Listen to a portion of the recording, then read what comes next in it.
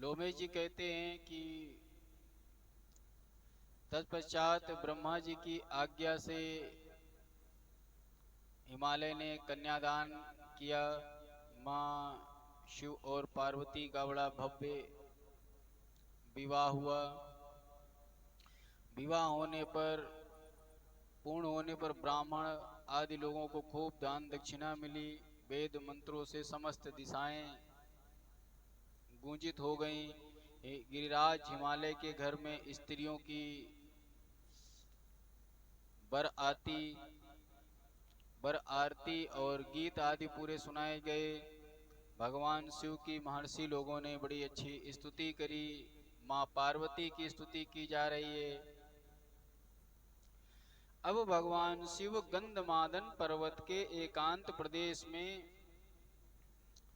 अत्यंत सुंदर रूप धारण करके पार्वती जी के साथ महती रथक्रीड़ा में तत्पर हो गए।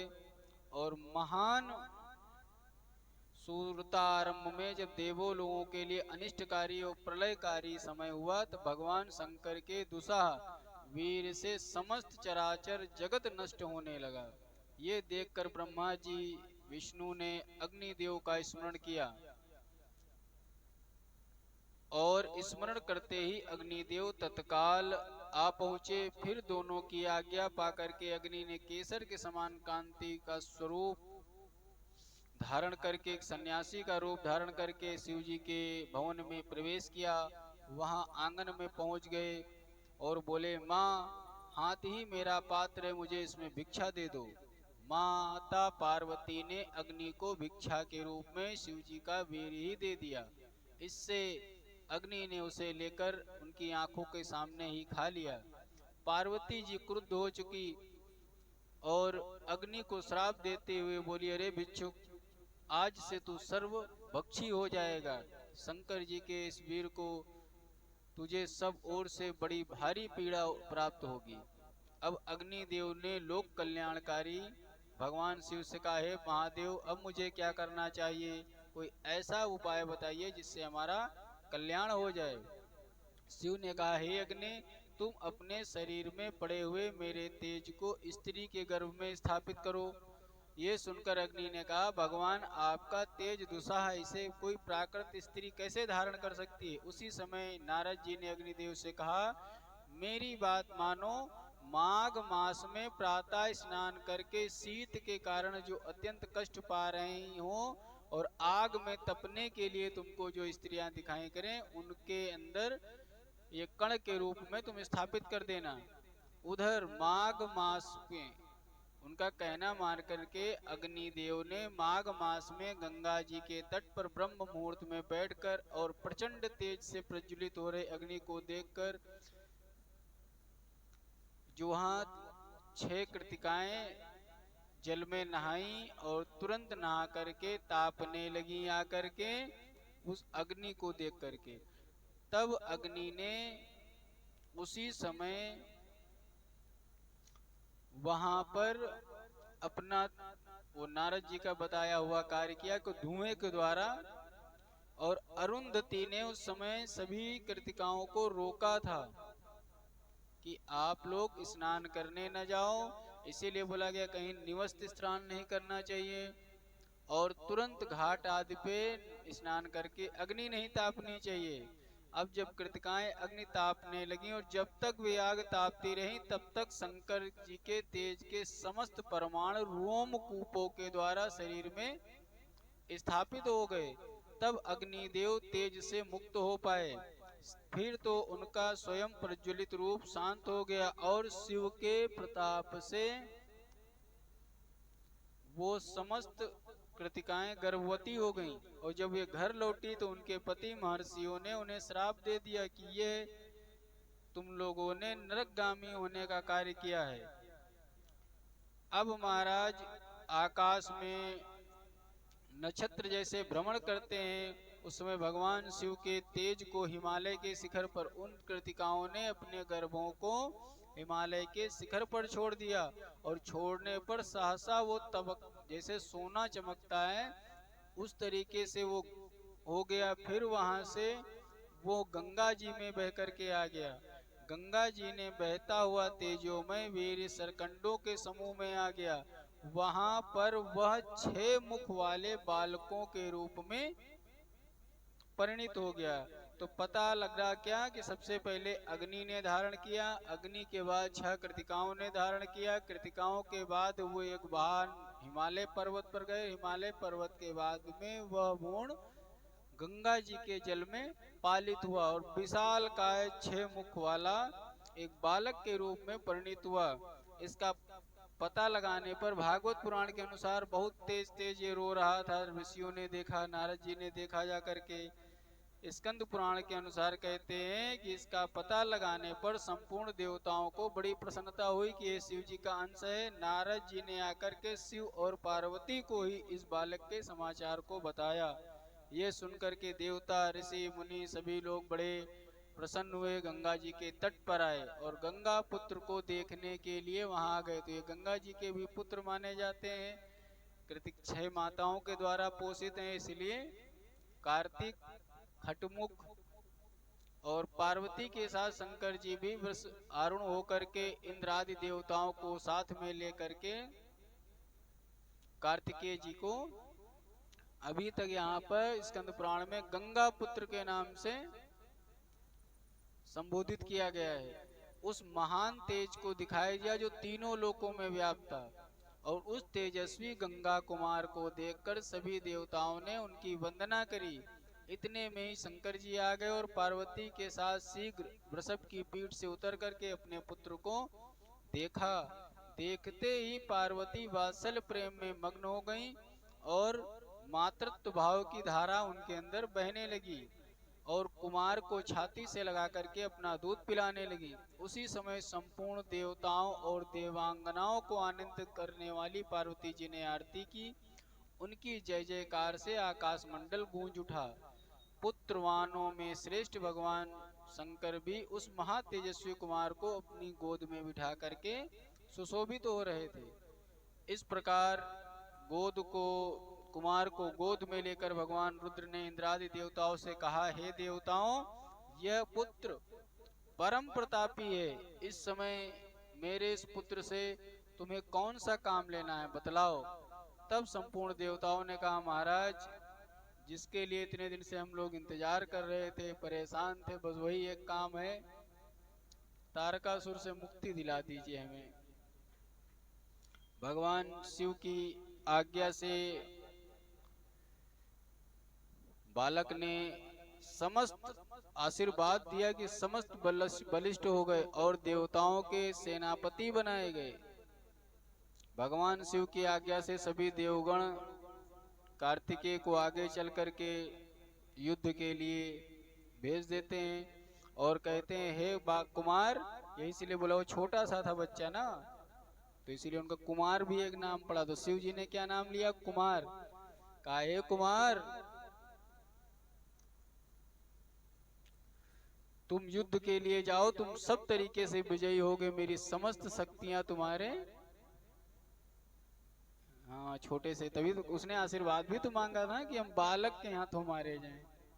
तारकासुर ने कहा कि बालक के हाथे मारो जाए, वो शिवंश होना चाहिए। तो सोचा ना शंकर जी के कभी पुत्र होगा और कोई छोटा बालक हमसे लड़ने आएगा कहे। तो उसी समय कार्तिकेय का वर्ण करने के लिए मृत्यु कन्या देवसेना वहां पर आ गई और कुमार ने ब्रह्मा जी से कहने पर उसी समय उसे पत्नी रूप में स्वीकार कर लिया। तब से कार्तिकेय जी देवसेनापति हो गए। जो देवताओं की सेना थी, शक्ति, बोला नहीं, एक शक्ति का ही पति होता है, शक्ति का अस्तित्व नहीं होता है। तो उसी समय पूरी देवसेना वहां पर आई, उसने कार्तिकेय जी का वर्ण कर लिया, तभी से देवसेनापति बन गए। देवराज इंद्र कुमार कार्तिकेय को हाथी पर बिठा करके आगे आगे चलने लगे। और कार्तिकेय जी को क्या कहा जाता है, ये देवताओं के सेनापति हैं। समस्त लोकपाल, दिक्पाल सब ढोल नगाड़े लेकर के कुमार को आगे लेकर के चलने लगे। पृथ्वी पर उतरे और गंगा यमुना के बीच मैदान में आए। तारकासुर के अनुचर भी पाताल से वहीं पर आ गए। देवताओं का वध करने के लिए अपनी बड़ी सेना के साथ में विचरने लगे। तारकासुर का विमान में बैठ करके बड़े युद्ध आदि शस्त्रागार लेकर के गंगा और यमुना के बीच के तट को मैदान को चुना गया और बहुत भयंकर युद्ध होने लगा।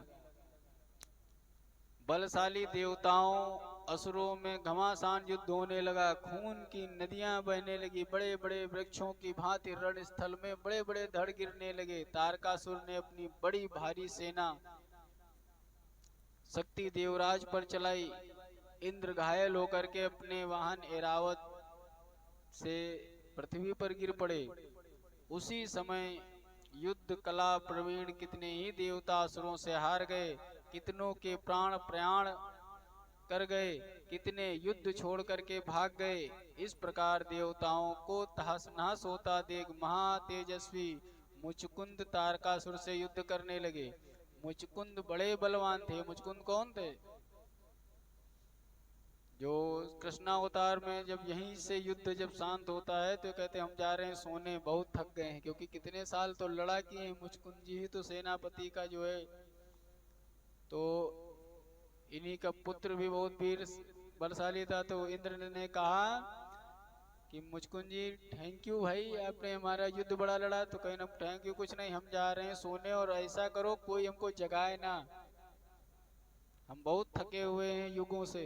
तो क्या करोगे? तो क्या आता है कि जो तुमको जगाएगा भस्म हो जाएगा, जाओ सो जा करके। यहीं से ही आशीर्वाद मिला था।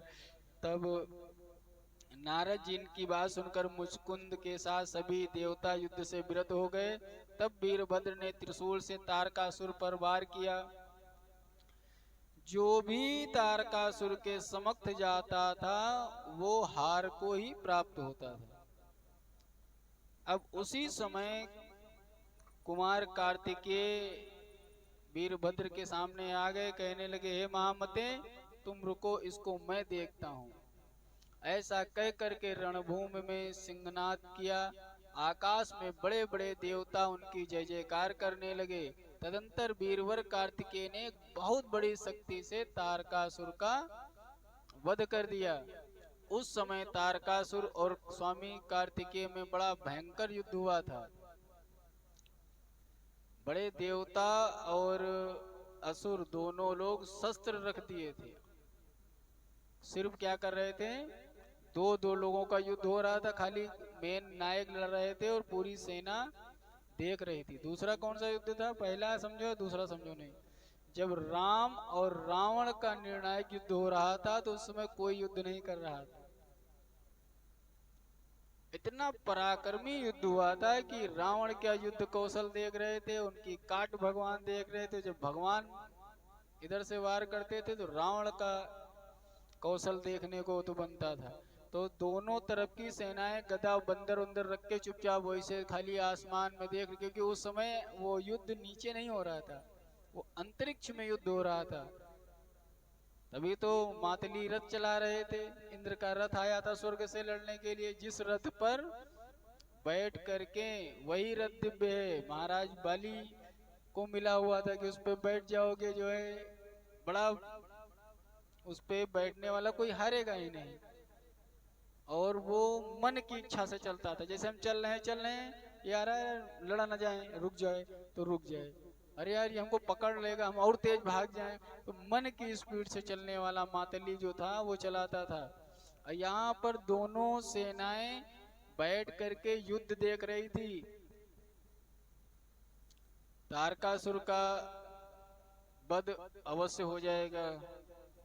वो और राक्षस लोग बैठे थे, इतने दिन से पटक पटक के हमारे तारकासुर भैया मार रहे हैं, आज भी नानसला लड़का क्या मार पाएगा। तो शंकर और पार्वती को प्रणाम करके बड़े वेग के साथ में आघात किया। तो तारकासुर सहसा ऐसे धराशायी हुआ जैसे वज्र से मारने पर पत्थर फूट जाता है, पहाड़ फूट जाते हैं। कैसे? जब बिजली गिरती है बड़ी बड़ी चीजें धड़ाम से फट जाती, वही वज्र की शक्ति है। जैसे बोलते हैं कि इंद्र ने वज्र का प्रहार किया जो बिजली चमकती है तो कितनी हजारों वर्षों से दूर होकर के वो चमक आकर के जब यहाँ सब भस्म कर सकती है चीजें, जो डायरेक्ट जहां से निकलती होगी कितना पावर होता होगा वज्र में। बोलिए श्री शाम सदा शिव महाराज की जय। श्री शाम सदा शिव अंग अंग चूर हो गए। जैसे ही तारकासुर का वध हुआ सब देवता टूट पड़े एकदम से दैत्यों पर।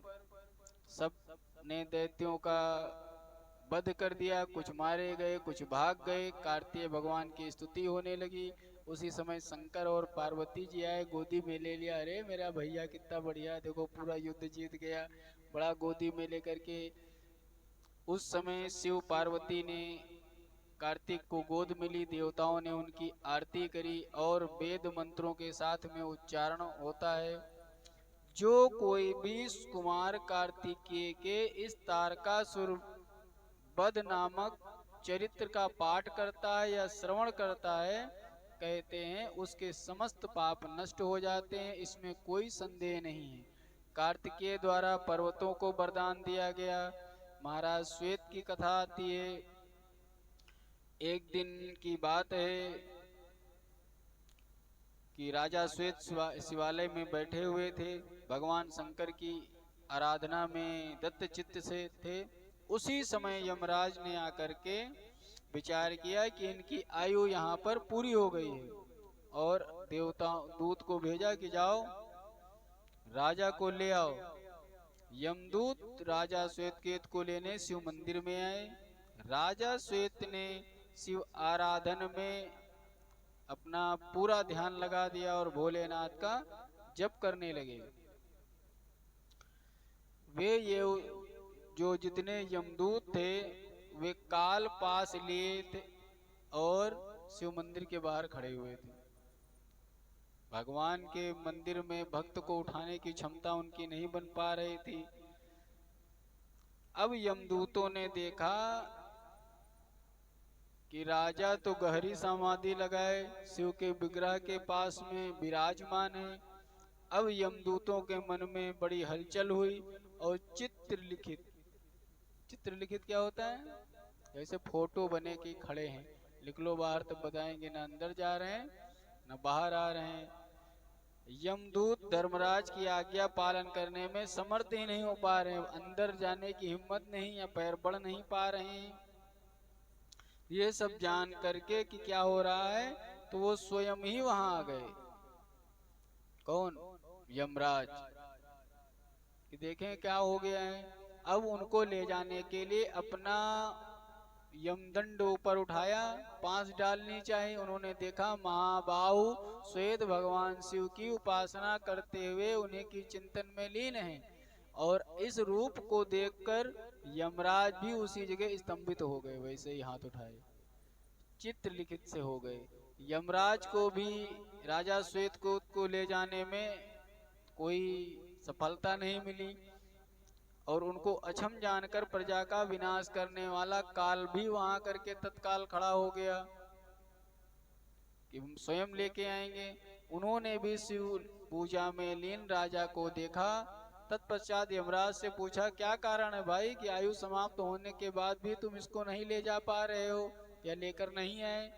तुम्हारे दूत भी यही हैं, तुम भी भयभीत लग रहे हो। तो यमराज ने उत्तर दिया कि महाराज, ये शिव भक्त है, अतः इसके प्राणों का हरण करना हमारे लिए बड़ा दुष्कर कार्य है। शूलपाणी महादेव के भय से यहाँ हम सब लोग निस्तेज खड़े हुए हैं। यमराज की बात सुनकर के काल देवता रुष्ट हो गए। उन्होंने राजा श्वेत को मारने के लिए बड़ी वेग से ढाल और तलवार उठाए क्रोध में बढ़कर मंदिर में प्रवेश किया। वहां देखा कि राजा श्वेत एकाग्रचित्त परमात्मा शिव के चिंतन में लगे हुए हैं।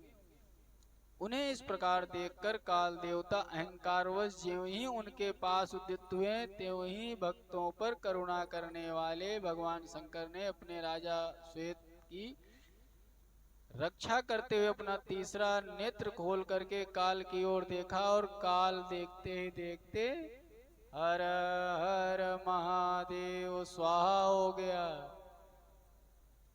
महाकाल के आगे काल की क्या चलेगी। श्वेत राजा की जब समाधि टूटी तो ब्रह्म ज्ञान होने पर उन्होंने धीरे से आंख खोल करके देखा तो उनके सामने काल देवता अद्भुत रूप से जले हुए एकदम शरीर गायब। तभी से किसी को काल दिखाई नहीं पड़ता है। कौन कौन नहीं दिखाई पड़ता है? कामदेव भी नहीं दिखाई पड़ते हैं। सबके मन के ऊपर अपना बाद में प्रसन्न हो गए थे तो आशीर्वाद दे दिया।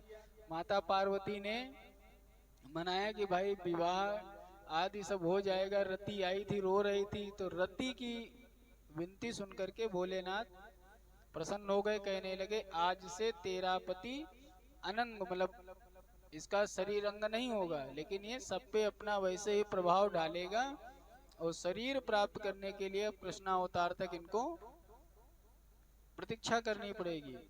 राजा ने बार बार उनकी ओर देखा। भगवान शिव ने उसकी जान साक्षात प्रकट होकर के बचाई है। तो शिव को प्रार्थना करने लगा, हे भोलेनाथ, दुखों को दूर करने वाले शांत स्वरूप, स्वयं प्रकाश एवं स्वयं भूरूप आप भगवान शंकर को नमस्कार है।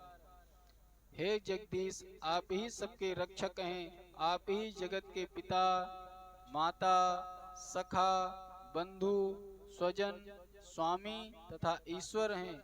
हे शंभो, ये आपने क्या किया? ये मेरे आगे किसको जला दिया? तो कौन सा श्लोक पढ़ते थे?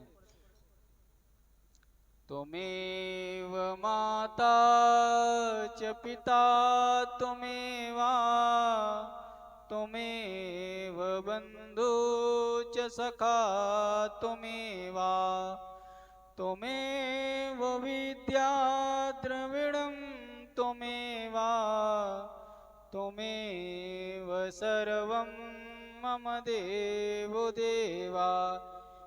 इस प्रकार प्रार्थना करते हुए राजा श्वेत का करुण विलाप सुनकर के संपूर्ण लोकों का कल्याण करने वाले भगवान शंकर ने कहा, हे राजन, ये काल है, ये तुम्हें मारना चाहता था, तुम्हारी रक्षा के लिए मैंने इसको जला दिया है। राजा श्वेत ने पूछा, भगवान ये मुझे क्यों मारना चाहता था? किसके कारण आपने इसको भस्म कर दिया? भगवान शिव बोले, हे राजा श्वेत, ये संसार के समस्त प्राणियों का भक्षण करने वाला काल है। इस समय यह क्रूर काल तुम्हें अपना भक्ष्य बनाने के लिए आया था, अतः बहुत से जीवों को कल्याण करने की इच्छा से मैंने इसको भस्म कर दिया। इसीलिए देवों को देव महादेव हमारे महाकाल हैं, वो बहुत देखते हैं, उनको नियम कानून से नहीं मतलब है। देखा कि ये सबको मारता है, इसी को भस्म कर दो। कहने लगे अब काल ही खत्म हो गया तो कोई मरेगा ही नहीं। भगवान, ये काल देवता तो आपकी ही आज्ञा के अनुसार लोक में नियम करते हैं, आपके ही तो आदेश से सारा काम करते हैं। बोले कुछ नहीं, जब सारी जगह करते हैं तो इनको हमारे घर में यहाँ आने की क्या जरूरत पड़ी थी? महाराजा श्वेत प्रार्थना करते हैं कि प्रभु, इन्हीं के डर के कारण संसार में अगर मृत्यु भय खत्म हो जाएगा, लोग मरना बंद कर देंगे, तो संसार सदा पुण्य कर्म में लगा रहता है कि हम पुण्य करते रहें, पाप ना होने पाए। हमारा पुण्य बढ़ेगा तो हमारी आयु बढ़ेगी, धन बढ़ेगा। तो यहाँ श्वेत स्वयं बता रहे हैं भोलेनाथ से कि बेकार आपने भस्म कर दिया, ये तो नियम है, जो जिंदा हुआ है मरेगा, जब काल ही भस्म हो जाएगा तब सृष्टि का नियम। तो बोले ठीक है, जब काल भस्म हो गया, जो देखो सुनाई पड़ता है। भोलेनाथ जी क्या बैठे हैं, जो आया महाराज। ओम त्र्यंबकं यजामहे सुगंधिं पुष्टिवर्धनम् उर्वारुकमिव बन्धनान् मृत्योर्मोक्षीयमामृतात्। भोलेनाथ बहुत कष्ट है, मरे न पाई, अमर कर दो। यही के चक्कर में जो एक आता है, एक लोटा जल चढ़ाता है, अमर करो, बचाओ, मरे जा रहे हैं बचाओ। आज काल खत्म, मरना बंद। भोलेनाथ ने कहा सबसे ज्यादा पंडित जी लोग महामृत्युंजय जप रहे हैं, किसके लिए? मरने न पाए। आदमी दिन रात आकर के हमारे पास महाकाल बचाओ भोलेनाथ। तो हमने अब संसार से ये टेंशन ही खत्म कर दी कि कोई मरेगा। राजा श्वेत ने कहा महाराज, काल को पुनः जीवित कर दीजिए, नहीं तो सृष्टि में हाहाकार मच जाएगा, ये आप ही का अंश है। तब शिव जी ने काल को पुनः कहा कि लेकिन अब शरीर तो नहीं आ सकता, जीवित तो हो जाएगा, शरीर किसको दे देंगे, किसका शरीर दे देंगे। तो काल को पुनः अदृश्य रूप में जीवित कर दिया। तब श्रेष्ठ राजा ने काल को अपने हृदय से लगा लिया। काल को हृदय से लगाने का मतलब है चेतना लौटने पर काल ने भगवान शंकर की स्तुति की, कहा महाकाल आज के बाद सामने तो नहीं आएंगे अब हम आपके। एक बार आकर के गलती के यमराज और देवदूत सब बाहर खड़े थे, उनकी नहीं हिम्मत थी, ये सोचे कि हम बहुत काल हैं। काल का मतलब जानते हो समय, समय को ही पूरा भस्म कर दिया।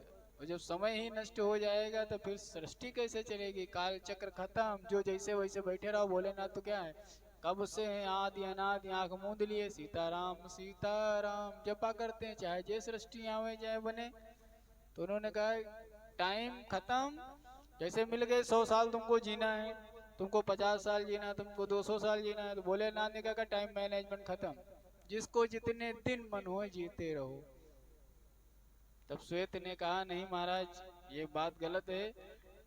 महाराज श्वेत ने कहा राजन संपूर्ण मनुष्य लोक में तुमसे बढ़कर के कोई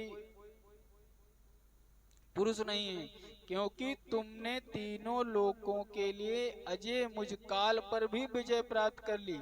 आज से मैं तुम्हारा अनुगामी हो गया हूँ, महादेव जी की ओर से मुझे अभय दान दो। राजा श्वेत ने कहा हे भगवान आप तो साक्षात शिव के ही श्रेष्ठ स्वरूप हैं। काल ने श्वेत को प्रणाम किया और शिव जी की स्तुति तो करी महाराज।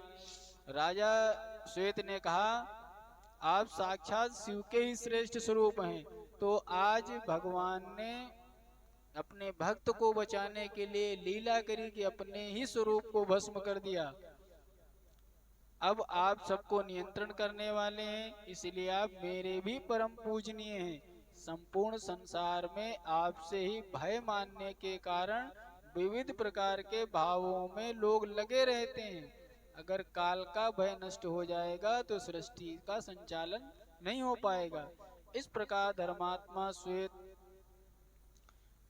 धर्मात्मा श्वेत ने काल को रक्षित किया और काल देवता ने भगवान सदाशिव की कृपा प्राप्त कर उन्हें पुनः काल को नवीन चेतना प्राप्त हुई। तदंतर वे काल देवता यमराज मृत्यु यमदूतों के साथ शंकर और राजा श्वेतकेतु को प्रणाम करके अपने निवास स्थान को चले गए। तब से काल दिखाई नहीं पड़ता है, टाइम किसी को दिखाई नहीं पड़ता है। कि नहीं तो मौत खड़ी होकर सामने आ जाती थी, चलो चला जाए। तो कुछ लोग ये कहते ये भी अच्छा हुआ अगर हमारे सामने मौत आके खड़ा हो जाए, चला जाए। तो रुको तो नहीं, ये अध्याय पूरा कर ले भाई, चल रहे हैं। कोई चाय पी रहा हो तो क्या कहेगा, रुको रुको चाय तो पी ले दो यार, तुम तो चाय नहीं पीने दे रहे हो। अगर कल्पना करो मृत्यु रोज खड़ी हो जाए,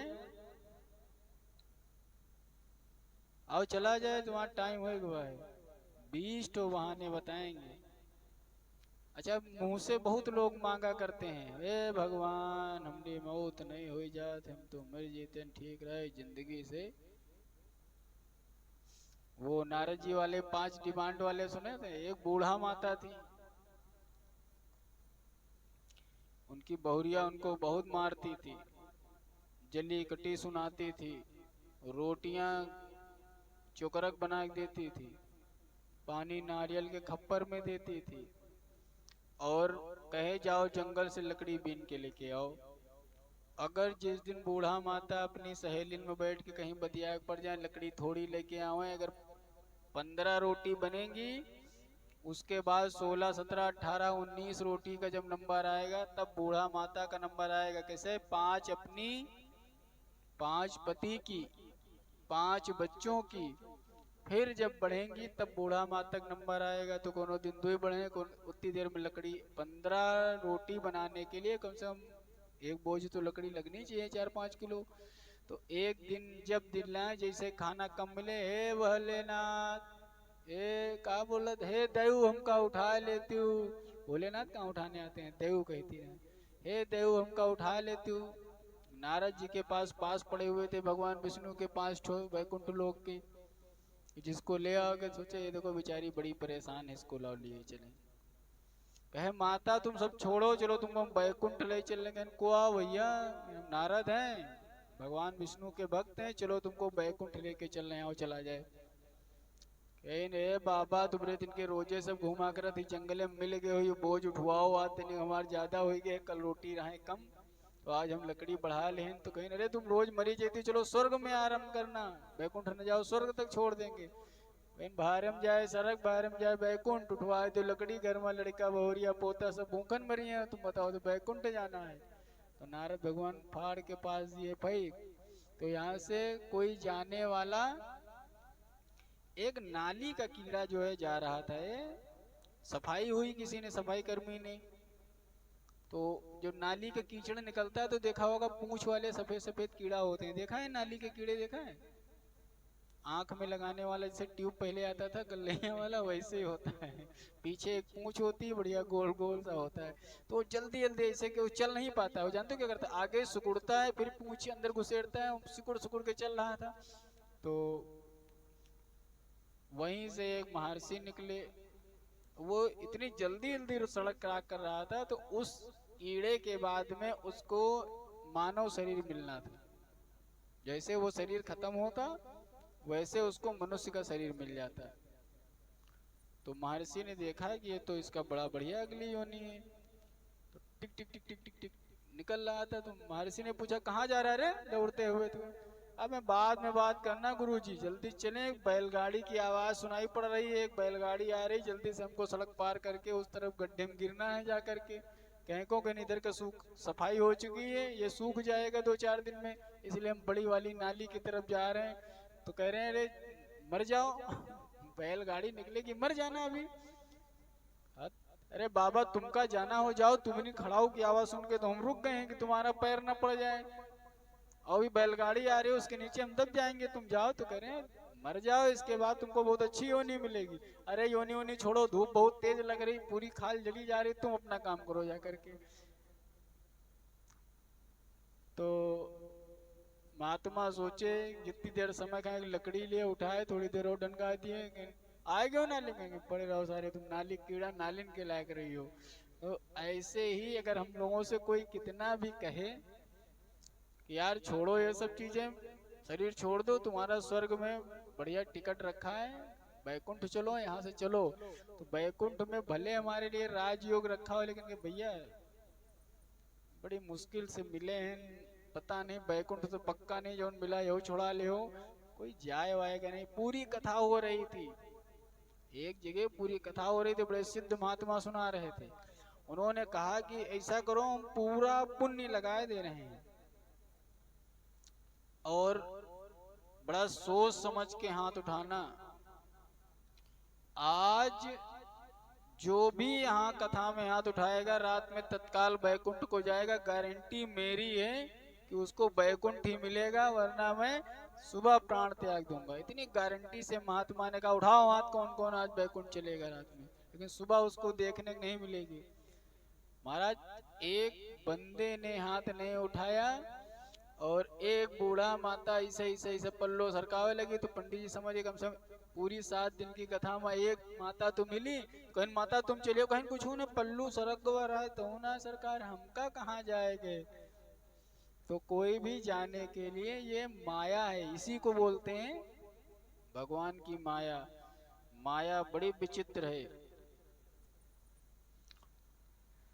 पूर्व काल में एक ब्राह्मणी थी, अब कल सुनाते हैं आज की कथा को, 1 घंटा हो गया। कल हम लोग कुमारिका खंड में प्रवेश करेंगे, और बड़ी अच्छी कथा है। कल सब लोग 7 बजे से 8 बजे तक का ही रखिए, टाइम निकाल के आ जाया करिए, थोड़ा मनोबल बढ़ेगा। मनोबल तो बढ़ेगा, लेकिन जिसके कान में जरूरत होगी तभी तो बात पड़ेगी। पास तो लिए हम लोग बहुत घूमा करते हैं, यात्री कहाँ मिलते हैं, कोई चलने वाला मिलेगा जल्दी। जय सिया राम।